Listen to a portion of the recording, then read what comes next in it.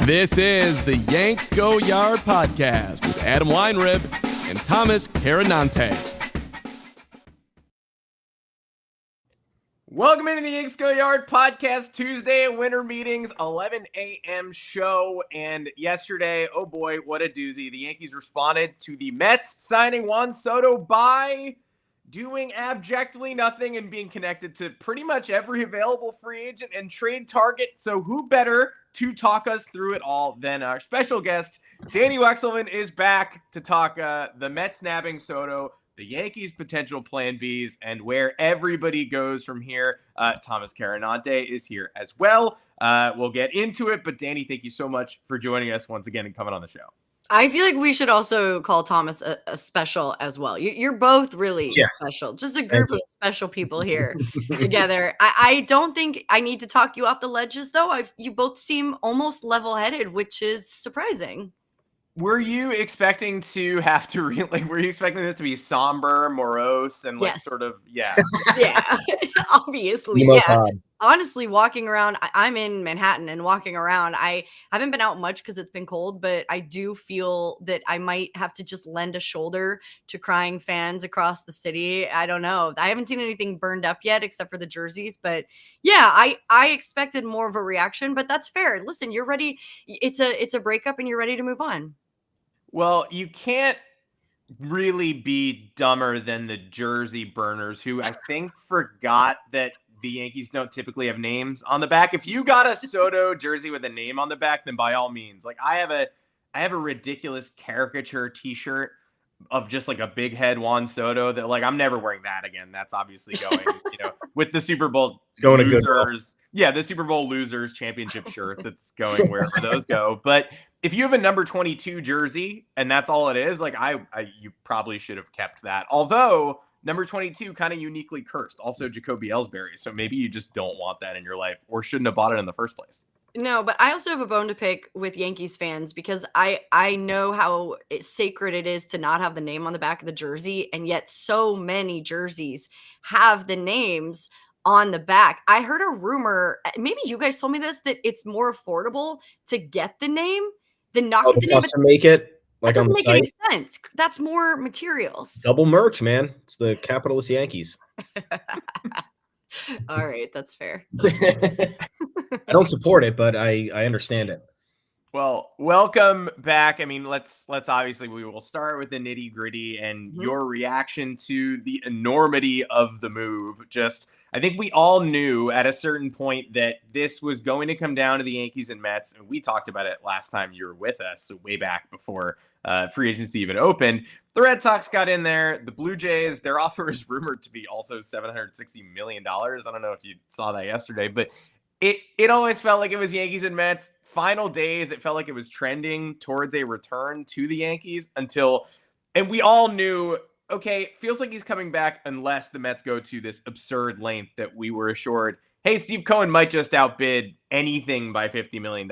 We're like, well, we'll believe it when we see it. And then we saw it and it happened. So thoughts on, I guess, the final days and ultimately that ridiculous ending and where were you? Were you ready to spring into action? Like what was that like for you? Yeah, I have a lot of thoughts, and I think I'll have a lot of thoughts. They're still kind of developing. Number one, I was sitting on my couch, and I'll be completely honest. I had Do Not Disturb on. I was ready to go to bed. I was tapped out from the day. I had a show earlier in the day, and Sundays I just want to unwind. And I opened my text before I was about to go to bed, and somebody asked me to do a radio hit because Soto had signed with the Mets. So I didn't even see it from Passan or Heyman or anyone. I saw it from my friend who asked me to come on his show. And I'm honest about it. I'm not always glued to my phone, and I'm okay with that. And so my first reaction were words that are not appropriate to share anywhere. And my jaw was to the floor.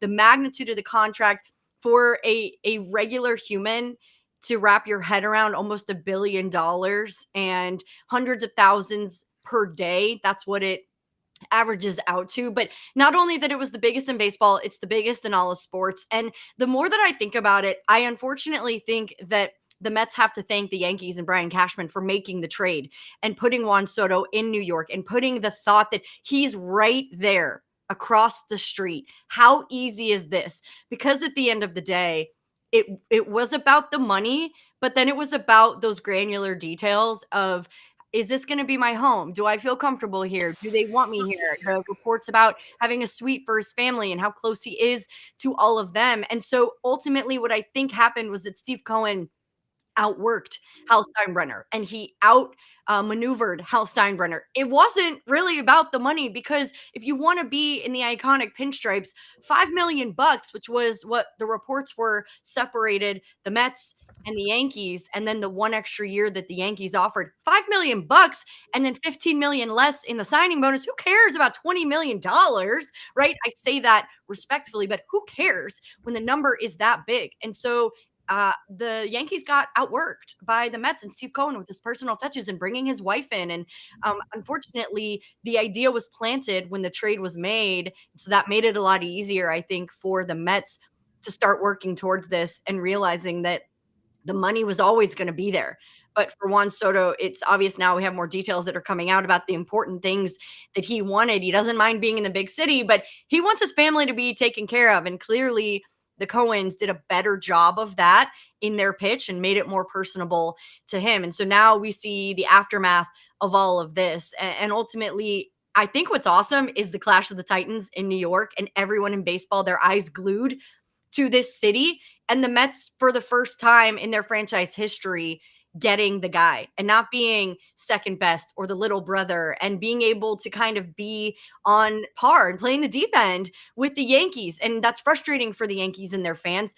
But last point I'll make is that he was only a Yankee for 1 year. And so if he would have grown up in the organization, I could understand why this would hurt and be a bit more sour. But you had him for 1 year. And at the end of the day, you did get to the World Series with him, and he played with Aaron Judge, and that punch is important to this organization, but he was only there for 1 year. So hopefully whatever this team does moving forward will kind of alleviate some of the pain and sadness, and you guys can look forward to what's coming for the next season. One can hope. I have hopes. Yeah, I mean, I've been grappling with it all. Like, I haven't been before it all went down. I said I think I probably said it on here on one of the episodes, but I didn't want to get too negative. I was like, look, if this gets in the 700 million range, like, I like Juan Soto, but I know that if the Yankees make this deal, they're going to restrict themselves paying other players, and it's going to further affect. There's going to be larger ripple effects, and there's going to be larger long-term effects that, like, I don't want to deal with. So now you kind of look at what's happened, right? Like, the Yankees went to a great length that, like, even Brian Cashman was surprised about it. He said yesterday at the winter meetings, he's like, I didn't think Hal was going to go that high. And the only thing that's bothering me about all of this is now everyone's dubbing the Mets the king of New York. And I love that now I love that there's this competition, because, you know, there was the rules of engagement kind of when Judge hit free agency. I think there was a gentleman's agreement where it was like, Steve, you're not doing this. And I was like, Yankees set the market for that. And they said, you know what, this is what we're doing. This is our homegrown guy. And like you said, Soto was just with the Yankees for 1 year. There was no handshake agreement there. But how badly do you think, not badly, but how impactful do you think that this has now flipped the narrative in the Mets' favor in terms of, you know, taking over the city, being the top dog, moving the Yankees way far past the George Steinbrenner era? Because obviously everybody's mentioning that now. That's the topic of conversation. It's like, oh, if George was alive, he would have outbid Cohen by another 10 million. And now there's that whole chatter where it's like Steve Cohen is the new version of that. What do you think about that? Do you think the Mets still have some work to do, or you think this is like a big enough move where now the Yankees are kind of cowering a bit? I love this conversation and I love this topic because I just think in general, it's good for baseball. It's good for the sport. People are going to be talking about it. I saw the tickets to the Subway series that's mid-May. It's in the Bronx. Those tickets are already selling fast. And you know that it's going to be animalistic. It's going to be hostile, and it's good for baseball. Really quickly, I will say, I love that Hal Steinbrenner went to that uncomfortable zone. And at the end of the day, I don't know a fan that could say we didn't try hard enough. So I feel like you should feel good about that, number one. And number two, absolutely not. The Mets are not taking over that narrative. You have to win. You got the guy, and now you have to win. They still have a ton of holes in Queens. They have a ton of holes to fill on their roster to get back to the postseason. I had them as a 500 team last year, not getting in. So they were able to circumvent a lot of the system, and they found this vibe and this groove, and they were playing their best baseball down the stretch. They didn't do that for the whole year. That took them a little bit of time to get together and figure it out. So I still think that the Yankees, to me, are the overlords. They are the ones who are still running the city, but this move shifts the narrative completely, period. There's no argument anymore that the Mets can't play and they can't compete for the same guys. That's where the narrative changes for me. And that is where the Yankees should be frustrated, because I think there used to be this idea, well, of course you want to come play for the Yankees. Of course you want to be in the Bronx. Of course you want to play at the same place or in the same area as some of the most historic and iconic Hall of Famers in all of baseball. And that, to me, feels like it's changing a little bit. And I hate it. I want to be wrong about that. You guys tell me I want to be wrong about that. But I still think that it is the Yankees one. But the Mets, they've come to play and they've taken the gloves off. And Steve Cohen is flexing his muscles and he's doing it with his wife, Alex. Like, that's a big deal. Like, they're making it this family feeling. And so you've got this, like, for me, Yankee Stadium is cold and it's iconic, but the Mets are fun and loose. And so it's the clash of these two different personalities now going for the same guys. And the Mets are not anymore being like, they're not really being the laughing stock anymore. You said you expected us to be bummed out when you signed on, like 13 minutes ago? And I was like, no, I'm in good shape. And now I'm just like more bummed than ever. Like the stadium is cold. The Yankees can't compete for talent. And the mystique means nothing. Yeah, I did say that. Well, we agree with you. You agree with me? Okay, well then yeah, you are going to be bummed out. But I have optimistic things to tell you. I'm sure we'll talk about where they pivot and whatnot. But there's a shift, but everything goes back. It's always a cycle. Yeah. Like, don't forget, everything goes back, and there are still guys who want to rep the pinstripes and want to be there. You weren't, and this is my favorite phrase, you weren't Juan Soto away from being complete, right? And while he is a generational player, there's a ton of other guys who are quality players in this league who are going to be on your team and help you get back to October. That's the thing that you just nailed, because last year we saw the Mets are in an oddly similar spot right now to last year's Yankees. And we traded for Juan Soto and we said, okay, obviously generational talent. Nobody does what he does. But the 2023 team, Carlos Rodon was quite bad. Aaron Judge missed 2 months. They missed the playoffs for the first time in quite a long time. First time in the Judge era. They were lacking veteran leadership. Gleyber Torres had a bad year. Rizzo, like, there were just so many absences.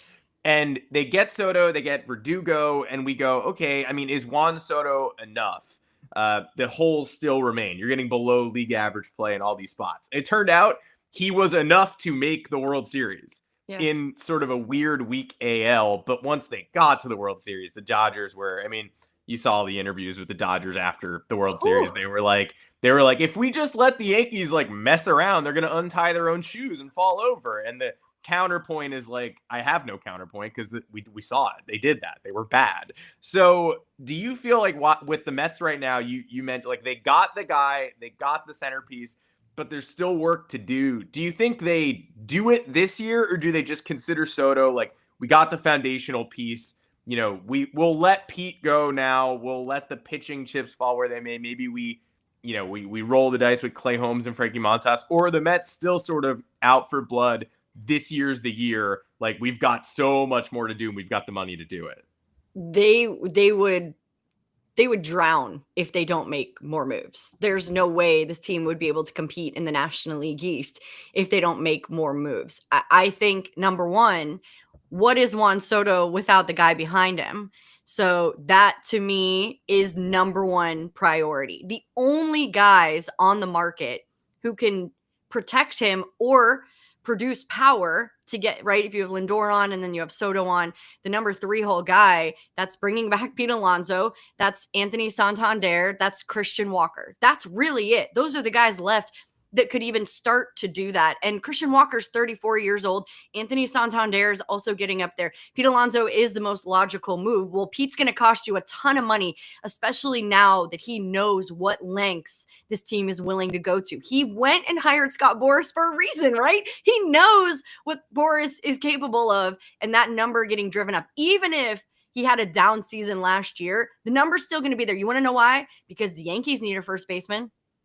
Lots of other teams need a first baseman, right? What are the Diamondbacks going to do? Are they really going to use a prospect or a guy who has limited service time at that first base spot and try to replace not only the Gold Gloves, but the production from Christian Walker? There's a ton of teams that could use Pete Alonso. That market is huge. And I wouldn't be surprised if the Yankees decided that they wanted to go out and get him, because they are going to be missing 41 home runs and 109 RBI from Juan Soto. That's got to come from somewhere too, right? You've also got to find someone to protect Aaron Judge. And so the Mets aren't even close to being finished. Their starting staff, there's no way that staff is going to be able to get through the National League East or 162. I get it. Clay Holmes, you guys are familiar with him. We don't know what's going to happen. I want to be optimistic when he becomes a starter. He was a starter in the minor leagues, so this isn't new territory for him, but he hasn't done it since 2018. And then you signed Frankie Montas. He's been riddled with injuries, came back last year, did a little bit better. What's Kodai Senga going to give you? Like, it's a mess over there in that regard. So to me, there's a ton of work that has to be done. This is just the start, but what's appealing is that now you got your guy. And I think that does appeal to other players. And so they might have the upper hand in that way. But what the Yankees have is money. They're not going to go spend $760 million. Okay. That's not how it works. But what they can do is say, hey, Corbin Burns, they're going to offer you $205 million for 6 years. We're going to offer you $250 million for 6 years. We're going to up the ante because we can. That's how they're going to get their next guys. So I do think a lot of work to be done for the New York Mets, but they are in a good spot. And this is life-changing for this franchise, truly. Yeah, I looked at the free agent pool, and we were discussing like Soto is it, because you look at the next few years and there are no hitters or impact bats like that are going to be in free agency. So the Mets, even though they're losing some power, that I think the lineup still has the bones to at least produce. And you have Lindor and him back to back, which is, Judge Soto-esque. I know Judge is better, but Lindor was an MVP candidate last year. My issue is the pitching, because we've seen if your offense doesn't have ridiculous firepower, like the Dodgers, for example. The Dodgers dealt with an insane amount of pitching injuries last year. Their offense was able to keep them afloat. They were able to get back into the game when the rest of these guys got healthy. But for the Mets, it's like the pitching staff needs a pretty significant revamp, because I think Edwin Diaz is still also a bit of a question mark in terms of what he'll be able to offer at the back end of the bullpen. So back to the contract, like you offer Juan Soto all this money. Yeah. We know Steve Cohen kind of has endless funds that he can dig out of, but like, how far is he going to go to get another ace, a co-ace, deepen out the rotation in the back end? Because like you mentioned, Clay Holmes, we're not high on that. I think that's fair. Perhaps a mistake, but hey, I felt like I was high when I got that notification, but I'm not high on it. That's fair. Totally. Yeah, their worst case scenario there is like he doesn't work out in the rotation, and then you have a pretty good high leverage bullpen arm for $12 million a year. So I get it, but you look at Frankie Montas, and we've been there too. Not a perfect solution, even if he is a back end arm. Yeah. So like, do you think the size of the Soto contract impacts the Mets' pursuits in the short term? Or do you think that they said, all right, we got our guy, and now's the time to capitalize on this pitching market because we have most of the foundation with this offense? Like, they have 5 good hitters, so I think they can get by with that. But how far do you think Cohen's willing to go? I think, again, like the really important point is that who is Juan Soto without protection? So number one, and 1A and 1B, 1A is the protection and the power. They lack it. They truly do. And when Pete struggled last year, you felt that. And then 1B is the pitching. We know how important starting pitching is, relief pitching is. I agree with you on Edwin Diaz that there's still something to prove after he's coming back from injury, and he struggled mentally, and he was so open and honest about that. And I appreciate that more than anything when a guy stands at his locker and is honest that he is struggling in that way. You saw it with Clay Holmes, right? And then they moved him to the high leverage but not closer spot. Guess what? Dude thrived. So I think that there's tweaks to be made. The market, Corbin Burnes is going to be the most expensive, right? Don't forget, he's from Northern California. The Giants could be interested in a guy like him. They missed out on Blake Snell. They have money to spend with Willie Adames. Max Fried is going to be the next guy. I love Max Fried, very consistent. You're also competing with the Yankees, with the Red Sox, with the Blue Jays, with the Dodgers, and other teams, those mid-market teams that might try to get creative. Jack Flaherty is another big name that's out on the market. Nathan Eovaldi, even if he's older, lesser deals, right? There'll be shorter term deals, but all of those guys, there's not that many guys, and the Mets have to get an ace. They don't have an ace. Think about this. Who's going to start game 1 in a wild card series for them? Nobody today. I wouldn't look at any of those guys and say, you're my dude. I cannot wait for you to march out there. None of those guys, right? Maybe mid-season I'd say that about Kodai Senga, but not right now. Maybe mid-season, I'd say that about Clay Holmes, but not right now. And coming down the pipeline, there's still guys who need to develop. So it's not like they can pluck someone from AAA and he's going to be the dude. It has to be a proven ace. Corbin Burnes is number 1. And yes, to your point, there's consequences for spending more money. The competitive balance tax is going to be coming in play here. They've gone over that the past few seasons, and there are major consequences for that money-wise that Steve Cohen is willing to pay for, and he has the money to pay for. That's why people are so pissed all the time about the lack of salary cap, because he can just pay off the money that he's spending and go around these rules and these consequences for teams. They're not consequences for the Mets. Still have to win ball games, still have to produce. But yeah, I do think that they are going to be willing to spend a significant amount of money. Juan Soto's contract had no deferrals. That money's paid up front, present day value. That's expensive baseball money. They still have money to spend for a Corbin Burnes, to spend for Pete Alonso. That is, you're flirting with $500 million right there. Yeah. Right. And that to me does not scare the Mets away. What holdings is Steve Cohen selling to acquire Corbin Burnes? He's selling his Apple stock, his 20%. Selling that weird thin little statue that we selling the formaldehyde shark, obviously, you guys. Everyone's very intrigued by that piece of art. Yeah. If I had the answers to that, I don't know if I'd be sitting here talking to you guys. No offense. I might be on an island by myself right now. Good taken. I think I want to see. That's what MLB.com's rumor page is missing right now, the formaldehyde shark. I have not seen a photo of it. Where's the tab for that? Where's this formaldehyde shark tab? I'm bored of Kyle Tucker. Man, now you got me daydreaming about Cardiac Clay, Cohen the Rubber, game 1 of the wild card series, Chris Stapleton blaring, that long. Somehow he's got a mullet now. Like, I don't know. I'm interested. Yeah. Well, the Yankees, I mean, so you alluded to it earlier. Yeah. They put the $760 million figure on the table. They are not spending that this offseason, but now we know that they do have it for Juan Soto specifically. So they're not spreading 760 around. Why won't they, though? They shouldn't. I don't know what I don't like it either, but gets you in this market. But there are Plan Bs, and we've mentioned a few of them. Alonso comes to mind. Christian Walker, shorter term, slightly older, although still young. We definitely aren't the same age. But that only takes like a 3-year deal, probably. I liked Willie Adames a lot before he departed. Yeah. Max Fried, Corbin Burnes, they're connected to Fried pretty heavily. There were some weird overnight rumors connecting them to Teoscar Hernandez, Kyle Tucker on the trade market, Carlos Correa's contract potentially on the trade market. Are there any of these that you like, that stand out to you when you say Cody Bellinger, like that stand out to you and just make you go, okay, none of these guys are Juan Soto, but you put 2 or 3 of these together and you could have that team that makes that Subway Series as interesting as you're hoping it'll be? Cody Bellinger, number 1, has to be the number 1. So a reminder, he exercised his player option, $27.5 million, I believe, with the Cubs. probably because he didn't feel like he could get more on the open market, because he did have a down year for Cody Bellinger. This is a guy who's been a reclamation project. He was an MVP, fell from graces, right? His team decided, I think it was a non-tender, did not want to give him a contract after being an MVP. The Cubs pick him up, and $27.5 million is a lot of money, but you're going to get a center fielder, a first baseman, a power bat, a left-handed bat. To me, he is the ideal trade candidate for the New York Yankees. I don't know why he hasn't already been a part of this team.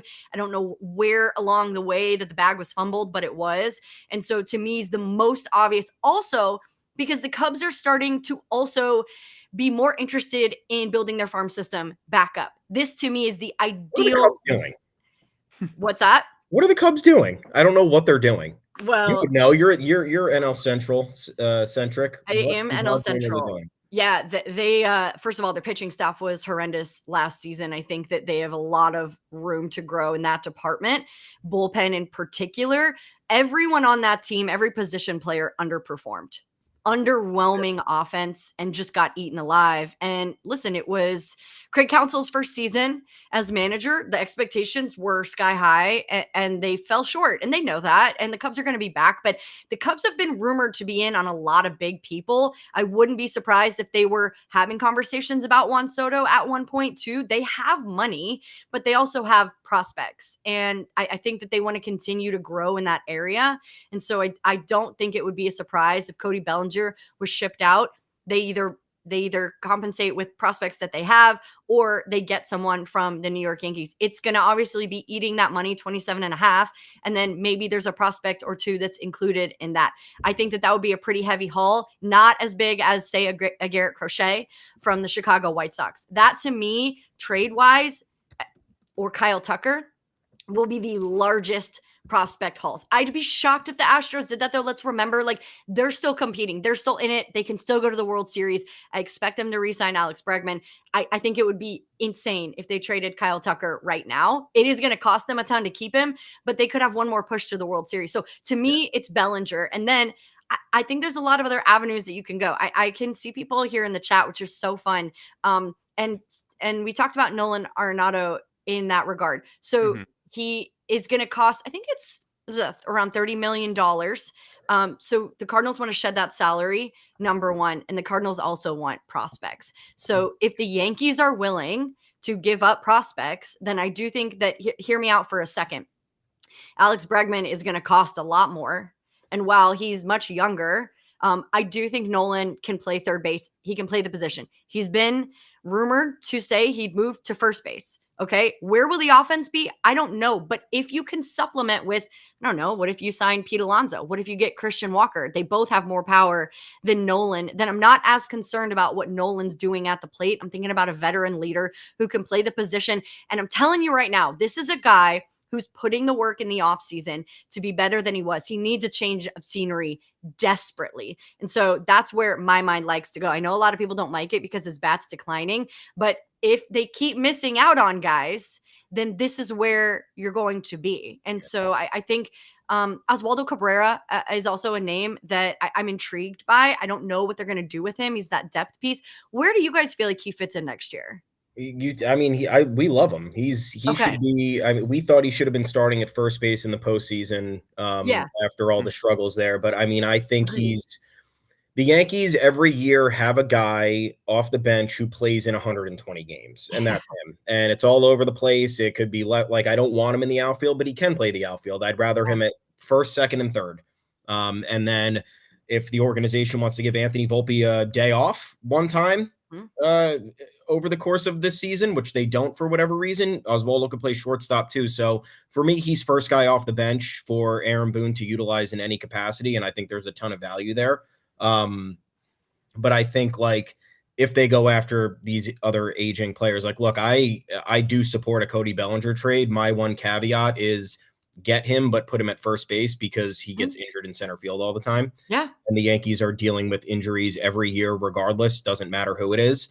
So if they, and I love Nolan Arenado too. And now I just pulled up his contract because I was wondering, it's 21 million, 16 million, and 15 million next 3 years. So that's really not that bad. It's not that bad. And I'll raise you. How about this? Yeah. So Oswaldo over at first, Nolan over at third, Teoscar Hernandez in like left that. field. You have the power. You Yep. have a decent defender. You have a winner, right? Won the home run derby at the All-Star game, won a World Series, bet on himself. This guy's proven time and time again why he's worthy of getting contracts like this. He wants to stay in LA with the Dodgers. He said that. But if they don't want to give him the money, the Yankees do have the money and the spot for that. I like Cabrera. I think he's coming into his own. I think that he deserves another year to prove that power and to show that he can be a solid at bat, but I like him a lot. So, or you get Bellinger and you put Cabrera over at third base and let him play that position. Like, I'm not saying that it's the most impossible position. I don't want to downplay third base, but I think Cabrera has a good enough glove to kind of sort that out as it goes right now. So, I mean, there's options here. And that's why, so I know it sucks not getting Juan Soto, but you still can get a bunch of guys who are quality dudes who can help you lead back to October. And guess what? If you get back to October and you sniff that World Series, you're not going to be crying about Juan Soto, not you guys, but like, no, I'm not saying you guys are crybabies, but you know what I'm saying? Like, you're not going to be thinking about not having him. You're going to be like, wow, look what my front office did. They put it together. It's complicated because now it's 4 dudes for one, but that's where my brain goes. Problem is the front office, though, because the front office, when y'all are so skeptical of your front office. Josh Donaldson was a salary inherit that they thought would be a good short-term option and ended up being the worst thing maybe of all time. Joey Gallo, Aaron Hicks extension. Don't those seem obvious though? Like the ones we're talking about feel fresh, at least. Like, I get it. Those were no, you're right. They do, but that's the thing. It seems like the Yankees front office doesn't do the obvious move anymore. They try to go off the beaten path to be like, everyone's saying we're gonna get Nolan Arenado. Bam, who's guy that you didn't expect, who is actually might suck. So we'll figure it out, guys. I love that idea. My brain also went to Carlos Correa for a minute. Supposedly after the Soto deal, there's been some chatter that the trade talks around him have intensified a little bit. And he is going into his age 29 season. Is he? No, he's going into his age 30 season. So I know he was injured last year and he deals he deals with frequent ailments, but there's 4 years and 128 million left on that contract. I know that's a lot, but if you compare him to someone like Arenado, because in theory here you'd put Correa at third base with his declining range at shortstop, you get somebody with on the at least the first half of 30 years old as opposed to the back end. But I am intrigued by Nolan Arenado's edge. I like that in veterans who are kind of going to push the envelope and challenge the younger players or challenge some of the low energy veterans. We've seen a lot of veterans come in to play for the Yankees, and they're not exactly they're not giving you the boost or the character boost that you need for the championship mindset to persist for the entire year. It's not an easy thing, and we understand that, but it seems like the Yankees personnel department has struck out in terms of finding those people. So that's part of my plan. I'm happy with Arenado or Correa. And I agree with Bellinger. Like, if also Jack Curry was talking about that. Yes Network's Jack Curry. Like, when he's leading us in one direction, it's usually where that's what's going to happen. So, if they're going to spread the money around, like short term, like I love Eovaldi too. I know he was a Yankee once upon a time and he burned us pretty badly with his performance and then eventual injury. And then did we trade him to the Rays, Adam? Was that what happened? We traded him to the Rays and then he kicked our ass or something. We ditched him because he was doing. It was the Yankees being precious with money. They didn't want to pay for him to Tommy John rehab, so they ditched the contract. The Rays let him rehab, and then he came back and was great. They traded him to Boston. Shocker, they won the World Series. But I have always loved him and would take him back he's probably not going to command that absurd a price. I pay him $22 million a year, 25. I pay him $25 the Yankees have $760 million.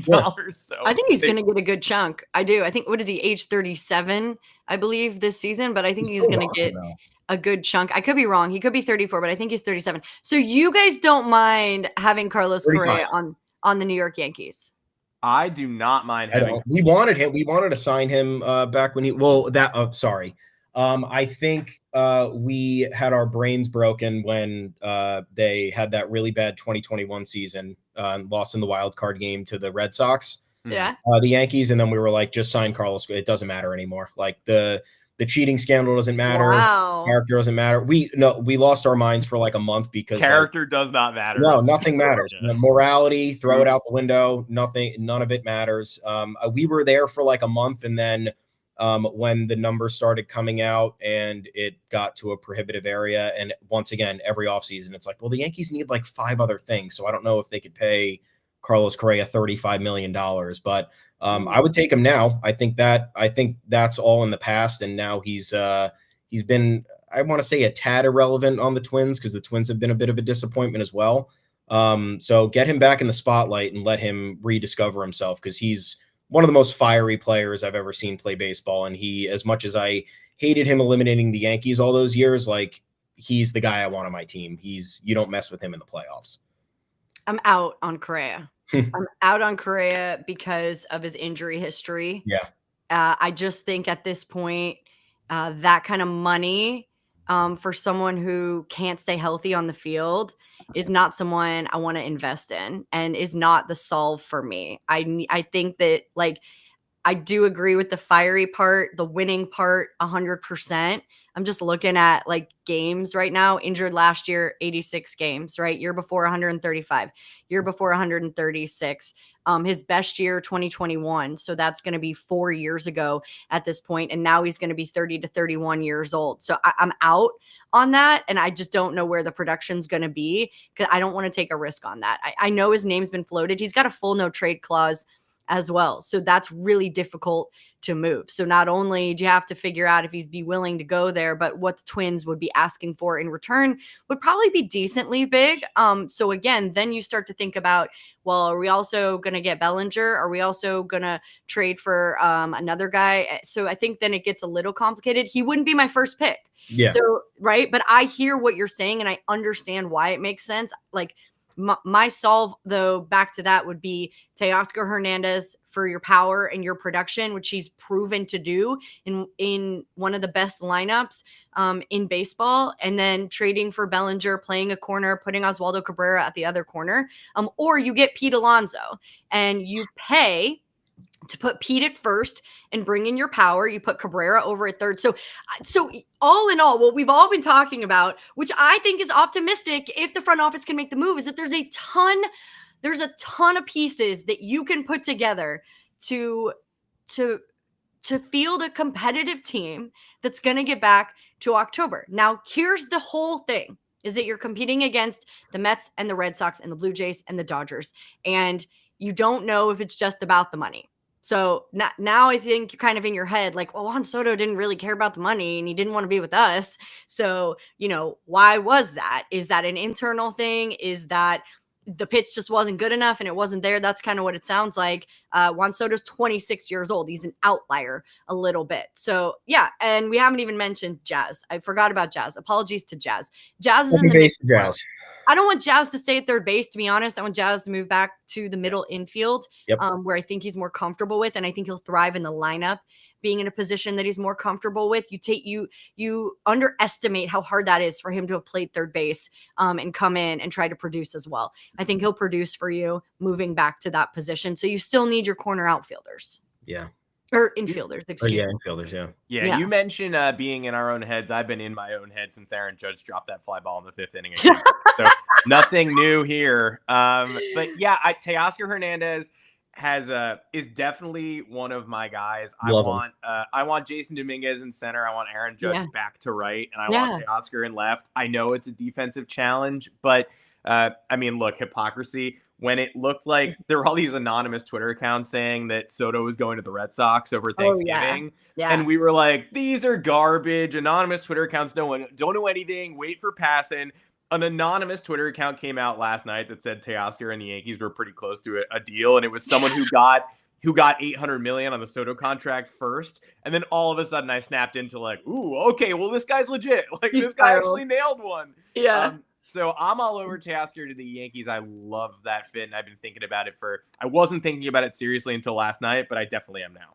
He's a great fit. And I'll add one more, the sixth tool for me is the personality. And you guys talked about having guys in there of high character and kick your ass into gear type guys. Let's go. Let's win. Like, you not only saw in spring training Teoscar and Shohei Ohtani coming together and having these like really great moments. And I think you saw it a little bit last year with Alex Verdugo and Marcus Stroman. Then when Jazz came in, and just being a guy who can take the pressure off Aaron Judge and Anthony Volpe, to be completely honest, and Garrett Cole, of being funny guys and being personality guys, because they're not, and that's fine. They don't need to be if you bring in the right pieces. The highest quality player to me is a guy who has a personality and has the talent to match. It is rarely 50-50 in that regard. Teoscar meets all of those qualities, and he's a proven winner. And so I do think it's going to be tough to pry him from whatever the Dodgers are going to offer him, but you never know. And that's why that money that comes into play is like, hey, they're offering you this. Guess what?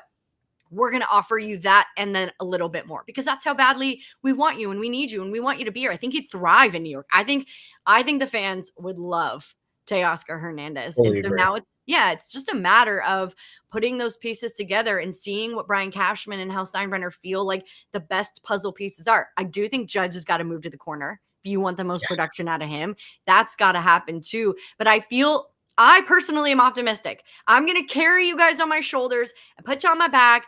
I'm optimistic that there are going to be moves that can be made, because think about how badly they wanted Juan Soto. They went to the brink with Steve Cohen. Like, they're in it here. They realize the Red Sox are being serious about the money they're spending, right? The Tampa Bay Rays aren't going anywhere. We know that the Blue Jays have really struggled as of recently, but the division in general, like, they realize everyone has upped their game. And so it's time to quit kicking rocks and get serious about it. Yeah, I think a duo, I guess, I'll remain on the Correa train just because I think the Twins and the Cubs are, and Bellinger as well. I think they're more desperate to get rid of money than maybe the Cardinals might be. And if you can, again, we talked about Yankees prospects off the air. I don't think they're held in high regard. The Yankees are going to have to flex their financial muscle by eating some of these salaries without forcing these teams to take on some of the financial burden.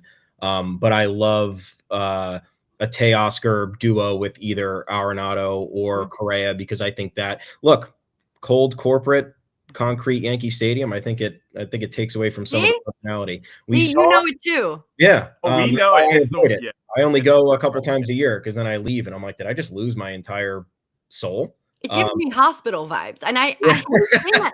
I didn't get to go to Old Yankee Stadium, guys. So I moved to New York in 2014. Old Yankee Stadium is truly different. Yeah. Yes. And I grew up in Missouri. So like I wasn't coming here to go to that stadium. And I wish that I could have so badly, but I didn't. And now this one stinks. I'm just not a fan. Yeah. I like Citi Field a lot.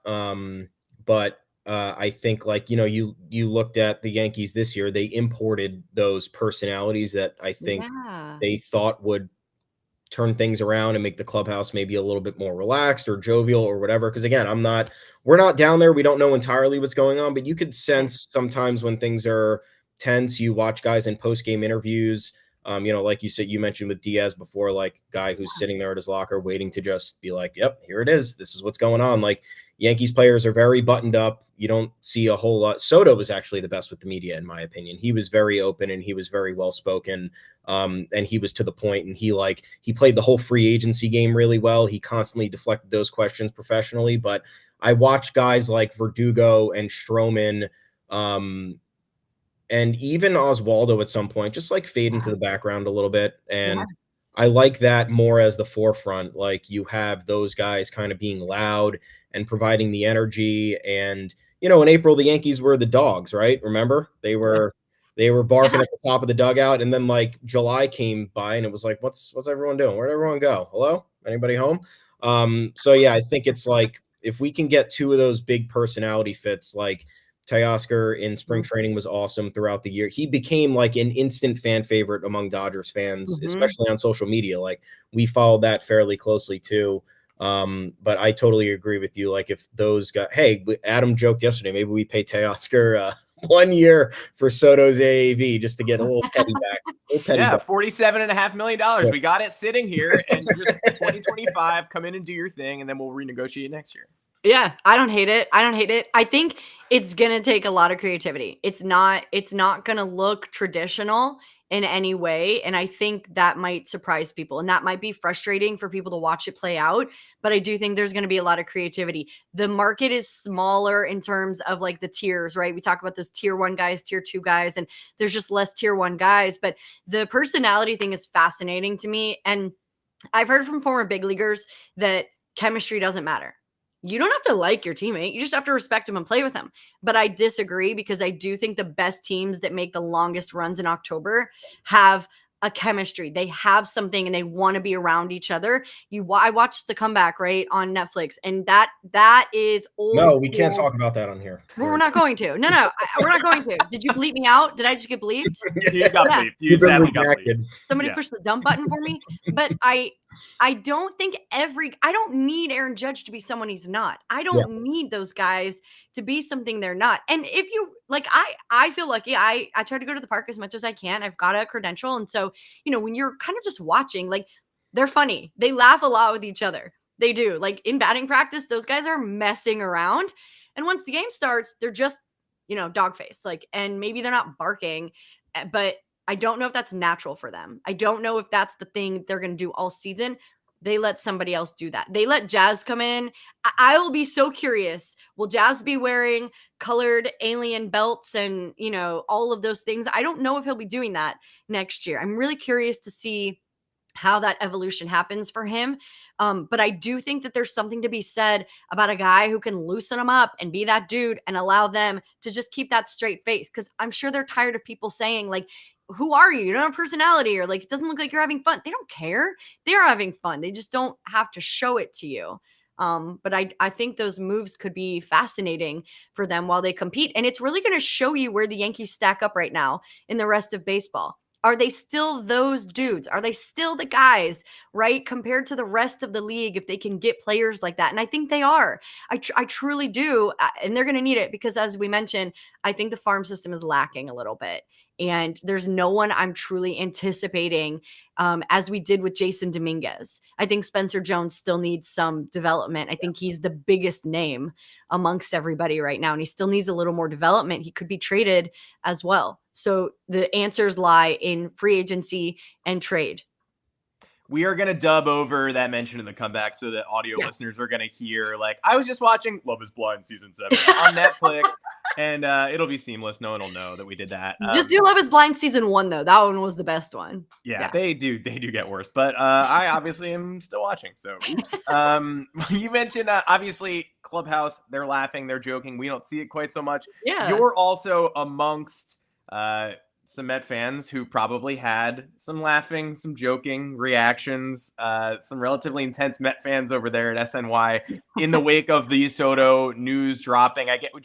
We have to know just behind the scenes, like, who has been most obnoxious, who has been most reserved. Like, is anybody nervous about the rotation, nervous about Peter, or people just feeling themselves?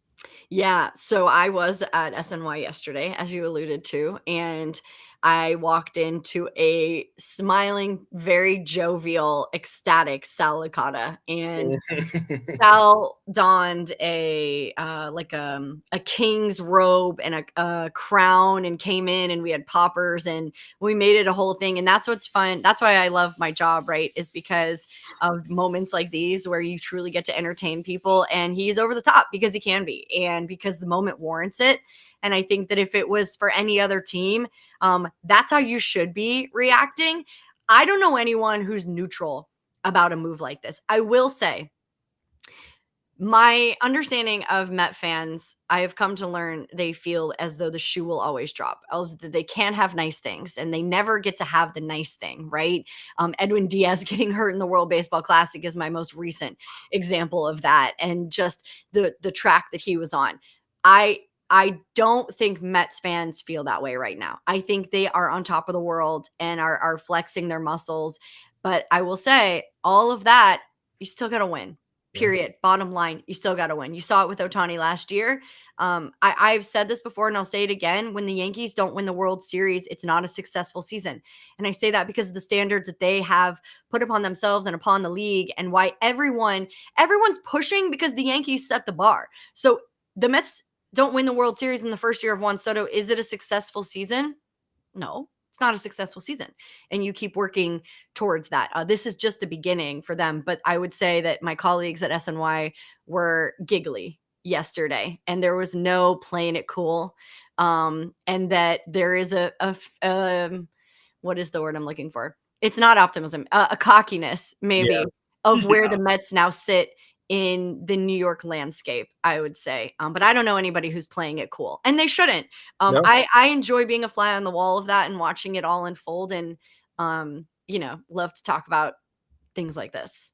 It's good to enjoy. It's good to talk trash, but like you said, top of the world, dangerous place to be, because then the expectations get higher. Everyone's coming for you, and we've been here for a while. It's not enjoyable.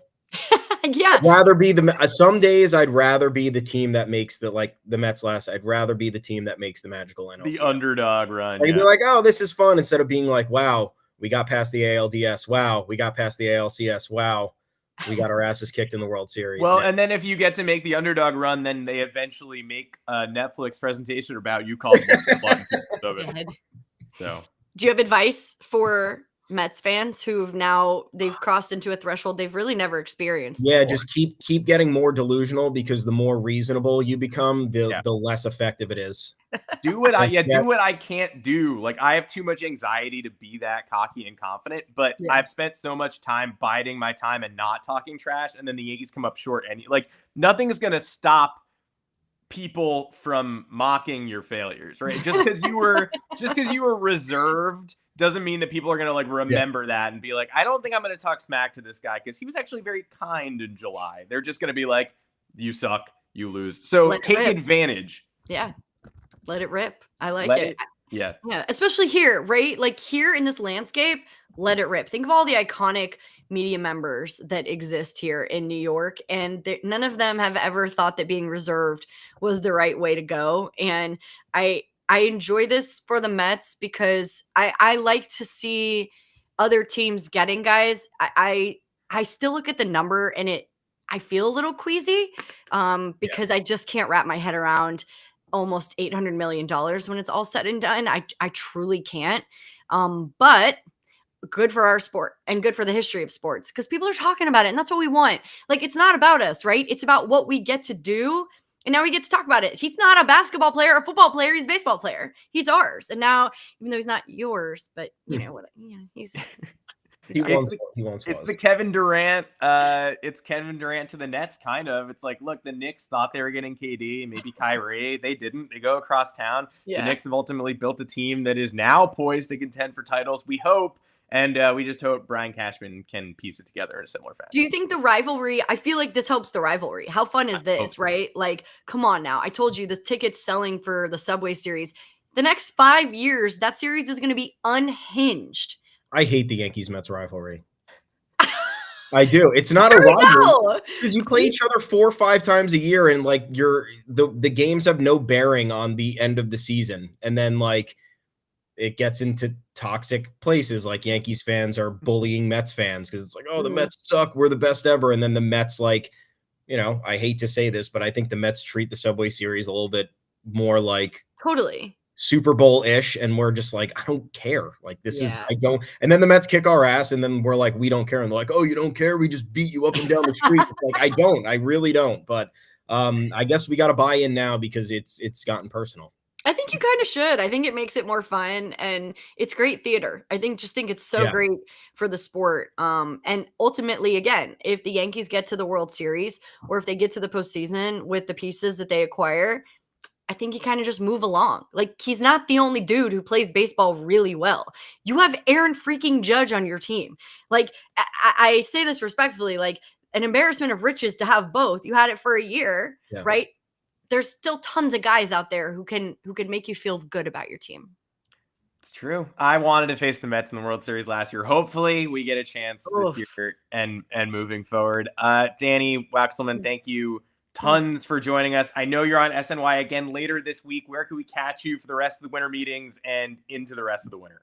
Yes, I stayed home. So I do have SNY later this week on Friday night. And then I'll be on Baseball Tonight tomorrow on ESPN. So I'm most excited about that. Thank you for asking. Awesome. We can't wait. Iconic program. And I just actually heard this. This is breaking news. Steve Cohen's formaldehyde shark just put up a Celsius ad on Instagram. So I don't know where he's going. I don't know if that has any bearing on things, but it does. Definitely something to watch. Might be making a move soon. Dani Wexelman. Yeah. Thomas Carannante, as always. Two special guests. Obviously, I didn't forget. Let's sign off that way, but thank you so much as always for coming back. Thanks for having me. This was super fun, and hopefully we'll do it again for the Subway Series because this is great. All right, take care, everybody. You can find us live most days 2:00 Eastern. Turn your notifications on, subscribe for the rest of the winter meetings because we'll be going live at random times depending on what's happening here on the Yanks Go Yard YouTube channel and on all podcast platforms. At Adam Weinrib, at Tommy's Takes, at Dani Wex. Please follow us, and we will see you. We'll be back here tomorrow, and hopefully we get some moves by then. Take care, everybody.